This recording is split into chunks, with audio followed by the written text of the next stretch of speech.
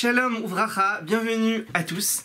Le Gaon Mivilna, Rabbi Eliaou ben Shlomo Zalman, qui a vécu donc à Vilna, né en 1720 et il est parti de ce monde en 1789.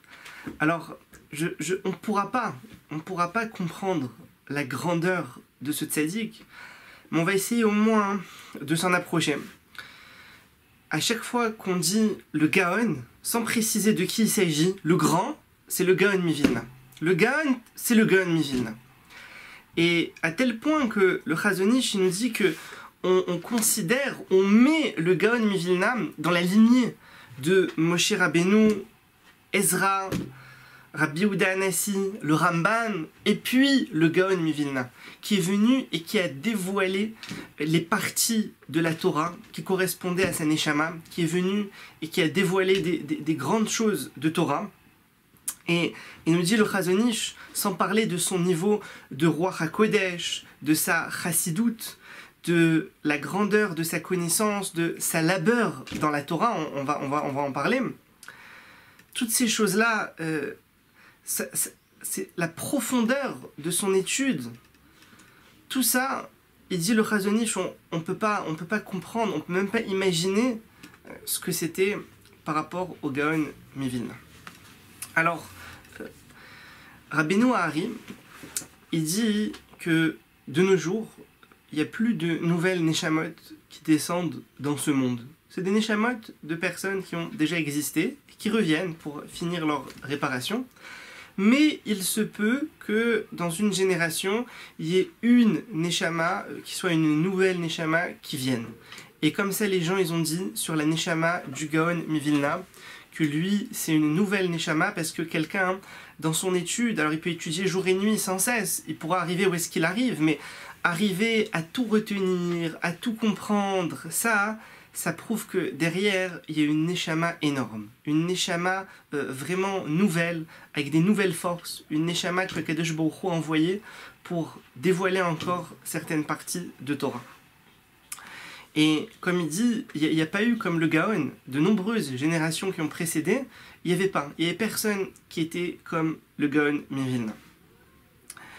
Alors, pour comprendre un peu, à l'âge de 4 ans, le Gaon était déjà assidu, assis, en train d'étudier Torah, le Chumash, le Nevi'im et le Ktuvim. Et sa mère, voyant que la Torah Matisha Kocho Shel Adam, la Torah, elle affaiblit quelqu'un. Quelqu'un, quand il est dans la Torah, dans l'étude, c'est un rôle, c'est un joug, et l'étude, elle affaiblit. Alors sa mère, elle dit, il a 4 ans, il reste assis toute la journée en train d'étudier, elle a vu qu'il n'avait pas d'appétit, il est même devenu un peu verdâtre, un peu pâle. Alors elle s'est inquiétée pour lui, sa mère, elle lui a dit, écoute, ils sont venus lui parler avec son père, ils lui ont dit, écoute, il faut que tu sortes jouer avec les enfants, il faut que de temps en temps tu fasses une petite pause, tu vas jouer avec les enfants. Et donc ils lui ont expliqué, jusqu'à ce qu'il l'ait convaincu, hein, on parle d'un enfant de 4 ans. Et puis le Gaon il sort, alors les parents étaient contents. Mais 2 minutes plus tard, ils re-rentrent. Alors ils disent, mais qu'est-ce qui se passe? Pourquoi tu joues pas? Il leur a dit, écoutez, le jeu qu'il y a dehors, je peux pas y jouer. Il y avait une balançoire où il y a un enfant qui monte, l'autre il descend, un il monte, un il descend. Jeu d'enfant. Et il dit, le gars, il dit, je peux pas jouer. Pourquoi? Il dit, je peux pas voir comment moi je monte et mon ami en face, il descend. Je peux pas monter sur le dos de quelqu'un d'autre. Et ça rentre pas dans le principe que la Torah elle nous a dit Ve'afta l'Ireacha Kamora. Donc pour moi c'est impossible d'aller jouer. Je préfère étudier la Torah, puisqu'au moins en étudiant la Torah, je monterai tout le temps sans jamais redescendre et sans monter sur le dos de mon ami. Les parents ils ont entendu ça, ils ont compris à qui ils avaient affaire, ils ont compris que leur fils c'était pas un simple enfant. Alors plus tard, déjà vers l'âge de 9 ans, le Gaon avait déjà des connaissances énormes en Gemara, en Midrash, en Halachot. Et puis vers l'âge de 10-11 ans, il a déjà commencé à rentrer dans le Sod, dans la Kabbalah, avec l'étude du Etz HaChaim, qu'il a fini en 6 mois. En seulement 6 mois, il a fini l'étude du Etz HaChaim. Il s'est marié très jeune. On ne sait pas exactement à quel âge il s'est marié, mais on sait qu'il s'est marié très jeune. Et sa femme, qui était une grande tzedika, elle l'a beaucoup soutenu. elle l'a beaucoup aidé dans tous les chemins qu'il avait choisis, tous les chemins particuliers, hein, que ce soit au niveau de sa nourriture, au niveau de son sommeil, des choses très très particulières, complètement détachées de ce monde-ci. Et la rabbinite Al-Tzedika, qui était son épouse, elle l'a soutenu là-dedans, dans la Torah, dans les moments où il s'isolait pendant certaines périodes pour être uniquement dans la Torah, sans aucun contact extérieur. Alors, faut savoir que le comportement du Gaon Mivilna, tous ces comportements de prichout qu'il avait pris, c'est-à-dire de s'éloigner de la matérialité, alors à tel point que les voisines, elles disaient à sa femme, ils disaient, mais pourquoi tu t'es marié avec lui? Qu'est-ce que tu fais avec lui? Il est tout le temps en train d'étudier, qu'est-ce que tu fais? Elle leur a dit, écoutez, revenez vendredi. Elles sont revenues vendredi. Elle leur a sorti 2 habits. Elle leur a dit, sentez ces habits. Ils sentent les habits, il dit lequel sort de la machine, lequel va rentrer dans la machine après avoir été porté une semaine. Ils sentent, les 2 sentent bon. Les 2 sortent de la machine. Elle leur a dit voilà, ça c'était son habit de la semaine, ça c'est l'habit que maintenant il va mettre pour Shabbat. Alors il dit voilà, vous avez compris maintenant qu'est-ce que je fais avec le Gaon. Le Gaon était tellement kadosh que même au niveau de ses habits, il n'y avait pas de saleté. Il mettait un habit toute la semaine. On sent l'habit comme s'il sortait de la machine. Alors, le Gaon, bien sûr, il a rejeté, ça l'a repoussé tous les plaisirs de ce monde-ci, toute la recherche du profit de ce monde-ci, et il n'a laissé pour lui-même seulement l'envie et la volonté d'étudier la Torah. Concernant la nourriture, alors il ramène que pour ne pas profiter, il prenait un peu de pain le matin, un peu de pain le soir, et des fois même, il trempait ce pain dans de l'eau, et il l'avalait pour ne pas sentir le goût de l'aliment. C'est-à-dire, tout ce qui représentait de la matérialité, il n'y avait pas. Donc on comprend comment le Gaon, il a pu arriver comme ça à des niveaux de connaissance, où à tel point que les anges venaient à sa porte pour lui dévoiler des enseignements de Torah. Et des fois, le Gaon, il leur disait, je veux pas, j'arriverai à ça par mon étude, laissez-moi étudier, je vais continuer dans mon étude et j'arriverai à ces enseignements aussi. C'est-à-dire, les anges faisaient la queue devant sa porte au Gaon Mivilna. Concernant le sommeil, le Gaon, il dormait à partir d'un certain âge, il dormait une demi-heure, il étudiait 5h30. Il dormait une demi-heure, il étudiait 5h30. Pour ne pas être trop dans le sommeil, puisque le sommeil c'est 1/60e de la mort, et pour être comme ça toujours dans la Torah. Alors, de par sa prichout, donc de par sa séparation de ce monde-ci, le Gaon était mahmir, il faisait très attention que ses repas soient des seudat mitzvah, de ne pas manger un repas comme ça. Manger un repas quand c'est un repas de mitzvah. Alors les repas de Shabbat, des repas de mitzvah, de Yom Tov, de Rosh Chodesh. Mais en semaine, qu'est-ce qu'il faisait? Avant un repas, il finissait un petit traité, même un petit traité de Mishnah, de Gemara. Il le finissait en quelques minutes et il mangeait. Et donc son repas était un siyum masechet. C'était la conclusion de l'étude d'un traité. Et donc c'est un repas de mitzvah. Alors, il y a une histoire, on va finir avec une histoire qui a beaucoup marqué le Gaon Mivilna, qu'il a raconté à ses élèves. Lorsqu'il était jeune, lorsqu'il était très jeune, et qu'il est parti dans certaines villes, en Pologne, et il arrivait jeudi soir dans une ville, et il s'est assis dans le Beth Midrash, et il a commencé à étudier toute la nuit. Il est resté à étudier toute la nuit.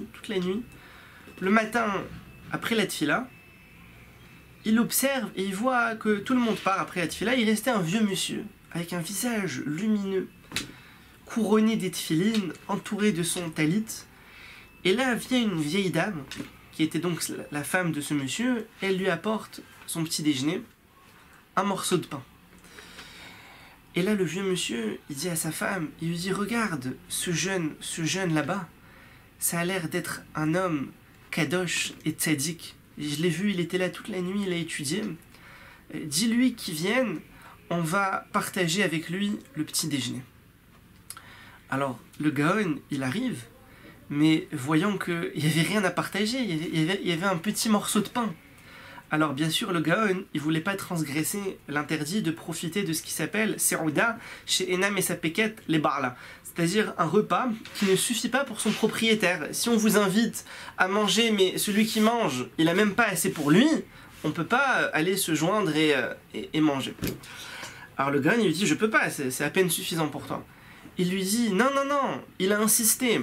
Alors le Gaon, il dit, mais d'où tu as ce pain? Alors il lui dit, écoute, ma femme, on a eu la permission du propriétaire de la meule, et là-bas, tous les restes de blé qui sont coincés par-ci, par-là, ma femme, elle les ramasse, et on fait avec du pain. Elle lui dit, on a plein de pain. On a du pain pour nous et pour les pauvres qui viennent manger à notre table.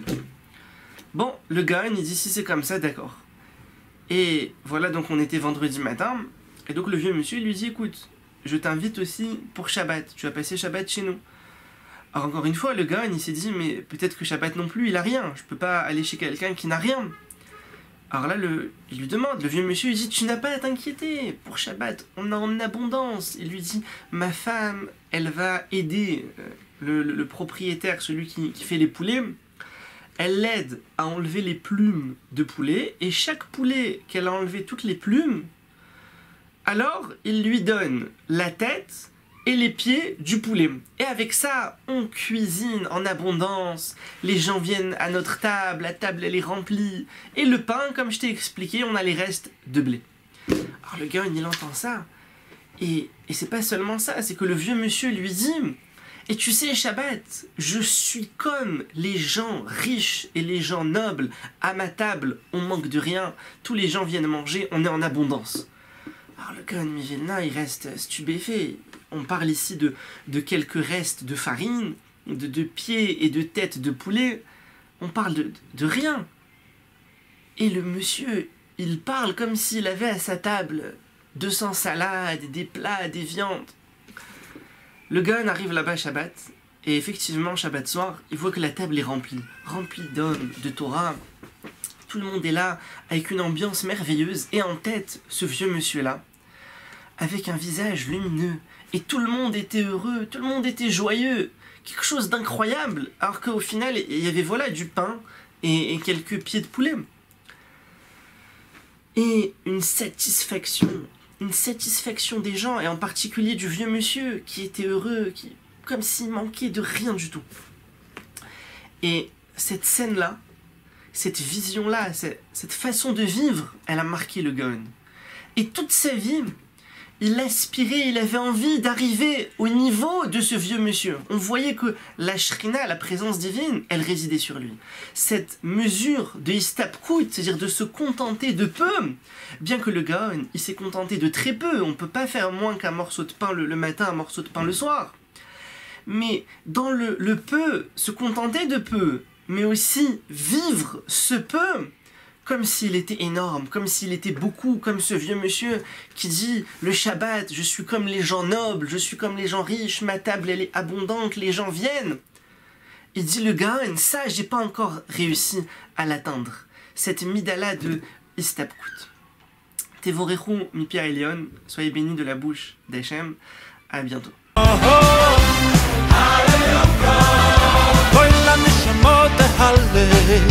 כל הנשמות תהלל